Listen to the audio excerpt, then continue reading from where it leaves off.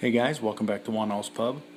Well, tonight I thought I would do kind of a mini review of this knife, the Kershaw Vapor. I guess it would be called the Vapor 1 nowadays because they have a Vapor, they've made since this one a Vapor 2 and a Vapor 3, which I think they still make. The Vapor 1 is discontinued now, and it's not like I said back in the day it was just called the Vapor because there were no others, but it's kind of inherited the one over time just as a point of reference to the others. This is a knife I bought probably, I'm not even 100% sure, late 90s, early 2000s maybe. I'm not even really sure when I bought it. It was really my first clipped folder that I'd ever bought. Before then, my EDCs were always like a Victorinox Classic, which I would have on a keychain, or a Leatherman Micra, which had a blade on it, which I had on a keychain. And really, those were kind of my main, when I needed to cut something, they did, most of the work that I needed to do. It wasn't until I kind of discovered that wanted something a little bigger, and decided to get into just a regular old clip folder that I started hunting around for one. And I bought this at Walmart, I think it was, for like $16.99 or something like that. And didn't know much about knives at all. I mean, again, was very happy just to carry, Swiss Army knives and Leathermans and stuff like that at the time, and they certainly served my purposes well enough, I suppose. And when I wanted to buy a clipped pocket knife, folding pocket knife that was just a knife only and not some kind of multi-tool or Swiss Army knife or whatever, I didn't want to spend a ton of money. Went into the local Walmart, found this sitting in the shelf, picked it up, felt pretty decent in the hand. I could get 4 full fingers on it. Had a little, what I didn't know was called jimping then, but had these grooves cut into it for traction. Seemed pretty decent. Could come up here on top and get pretty good purchase with the thumb on top of the blade. Had a little bit of a recurved blade to it. You can't really see that as well now because I've sharpened away a lot of that. And it was just a generally good tip down carry only, which I wouldn't buy now. But it was just a generally good knife that I carried for many, many years. It was kind of, like I said, it was my first real folding knife, clipped folding knife, pocket clipped folding knife, that is. And it was the first of several Kershaws actually that I bought. I bought this, and after I got this, over the next couple, 2 or 3 years, or maybe more, I don't remember exactly because I wasn't really paying that close of attention back then. I bought several other, $20-ish Kershaws, probably 3 or 4 others that I had that I kind of rotated around with. Although this one was always my favorite, and this one got 85 to 90% of the carry, and the other 3 or 4 split the remaining 10 to 15%. I just kept them all in my truck at the time and just grabbed whichever knife I wanted to grab. And again, most of the time, the vast majority of the time, it was this guy. I just liked it. It was small. It was relatively lightweight, although for its size, it's an all stainless knife, and it does kind of have some heft to it. And I think I kind of liked that. I think at the time, I kind of liked the fact that it was had a little bit of heft to it. I don't know what it specs out at. I'm gonna guess somewhere around 3.5 ounces maybe. I don't know. I could look it up, I suppose, but I can't just keep the others in the truck. And then one day my truck got broken into, and all my knives got stolen out of it. Those 3 or 4 other Kershaws, I had this one in my pocket that day, so this one survived the thievery. And a really nice case knife that I had that had a nice cool leather sheath that had it had interchangeable 3 or 4 interchangeable blades where you could take the blade out of the knife and put a different blade. It had saw blades and straight regular blade, more of just a serrated blade, kind of I don't even remember what all they were now.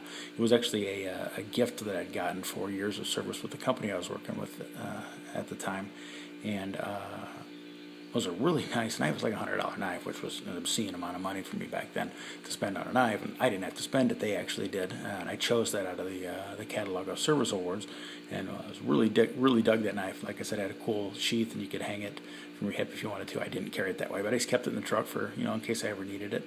And that one got stolen too, along with a nice engraved Zippo lighter that I had, and a bunch of other minor stuff too, which I don't even recall anymore. The point is, this guy survived it because he was in my pocket, as usual, and then he really became just my sole knife then for many years because I didn't even bother to replace those other ones.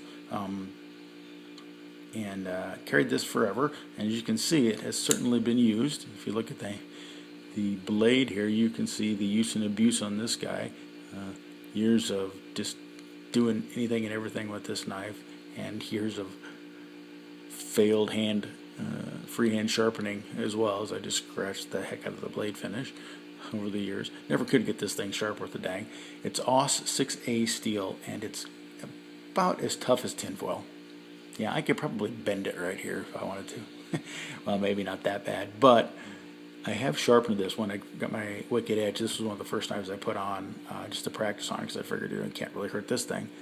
And I did sharpen it up, and I don't know if you can see or not, but it does actually have a decent, somewhat decent little edge on it now, which is the sharpest this knife has ever been, for sure. But I don't know if I can get this to show you this or not. There we go. But you see that nice little roll right there, and another one right there. Yeah, those are significant rolls, and that's how soft this is. I sharpened this up and used it, and it just immediately rolled. Now, maybe when I was doing my sharpening as one of my first few jobs on the Wicked Edge, maybe I brought this to too thin of an edge, and probably did for how soft this steel is. But it's not terrible. It's not a terrible thin edge. I think I did it at like 20 degrees per side, so it's not crazy. The steel is just so soft that it just won't hold an edge at all. Now, it's still sharp elsewhere, relatively. I have used it some since then, but yeah, it does roll pretty bad. AUS 6A is pretty far down the food chain of decent steel, I can tell you that.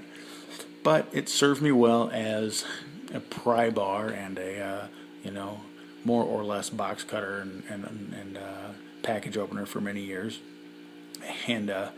And frankly, a screwdriver. If you look at the tip of this, you can see that tip is pretty rounded. That is pointed compared to how it used to look. Before I put it on the Wicked Edge, that end was practically as rounded as that end. I used to own my own business, and I had a trailer that I pulled every day, and it had a fold-down ramp. So as you're inside the trailer, the ramp would lay down in front of you, and you'd load stuff on and up and down the ramp. Well, right where the ramp ended and the floor of the trailer began, there was about a 2-inch gap where anything you were pushing up on, any kind of casters or anything like that, would always catch right there. So I bought a piece of 7-8 inch diamond plate, that about that wide, and as long as the trailer was wide, and had a hinge welded to it, and then it had a wood floor in the trailer, and then set screws in it and screwed it in, and I could just fold that flap down over top of that gap, and then I could roll over it much easier, roll stuff up into the trailer much easier. And it worked great, but those wood screws would come loose periodically. This was the screwdriver. I probably screwed hundreds of screws into that wood floor of that trailer like this with this thing, and just absolutely turned this into almost a flathead screwdriver over the years. But like I said, it was just a knife. I certainly didn't baby this thing or treat it like anything special, because it's not, number one, and number two, it was just a tool in my pocket. It was the one I had, and I went to beating on it. If you look inside here, you can also see, I don't know if you'll be able to see it or not. Probably not here. Let me see. Come on, focus. Maybe, I don't think you're going to, maybe a little bit like right here and here. You might see a little bits of white in there. That's paint, house paint. I was doing some house painting with a spray gun, and it got all clogged up and it dried up and everything just went to heck on it, and I couldn't get it disconnected from the compressor, so I just cut the line, and it was still pressurized, and paint just went everywhere, and this knife was just pure white. And it was gummed up pretty good after that. It didn't, I couldn't hardly get that thing to open and close at all. So I took it apart and cleaned it all up, but you can see I just kind of did it enough just to make it work. It's still got paint on the inside of the scale there, but that's okay. Like I said, this has just been my work knife, and I've beat the snot out of this. It's not a good knife by any stretch, but what this goes to show you is that you take a knife that is a cheap knife made of cheap steel, cheap materials, you know, built in China. It's got blade play this way. It's got a little bit of blade play that way. It's got a frame lock that's been set there the whole time I've owned it. This thing has never moved. Again, it's a stainless steel frame lock. You know, this is a cheap knife that honestly has done a ton of work. This just goes to show you how much a knife, even a cheap knife, can do. You know, you can spend a ton of money. You can go out buying really expensive knives, and I know I do. But a good old cheap knife sometimes can really just give you really good service. I mean, this thing has served me well over the years. I won't get rid of it. I don't plan on ever getting rid of it. It will always have a spot in my Pelican case. It deserves it after all the years of service it's given me. And it just goes to show that, you know, even a cheap little knife, people talk about, oh, if they're not durable, they won't, you know, last, they won't. Maybe they will, maybe they won't. I mean, if I put this thing in, you know, something and try to pry something and pop the blade out of it or crack the blade in half or whatever, yeah, that can happen, sure. But I have not babied this knife in the least. I have gone out of my way almost to beat on this thing just because it was what I had in my hand at the time, and I was doing I did many you know, abusive things to this knife, and it held up. So that's a testament to just how well built even cheap knives are nowadays, and how you know, you can get really lots of miles out of them. If this was an old Chevy pickup, this thing would have, you know, a couple 100,000 miles on it by now. So anyway, just an el-cheapo knife. Compared to some of the other knives in my collection now, it's pretty meek, but it's still got a special place in my heart and a special place in my collection. I will keep it, and I will continue to use it as I still do. Those rolls in the blade were there from use. I was outside in the yard doing some work, and I was like, you know what, I need a knife I'm not afraid to scratch up. So I went and grabbed this guy and went to work with him, and he did the job. He always does. So anyway, Kershaw Vapor. I wish they'd make this again in this size. I'd buy another one just like it, just to have it. But they don't. Oh well.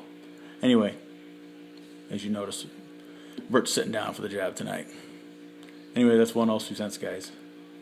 Keep the change. Sláinte.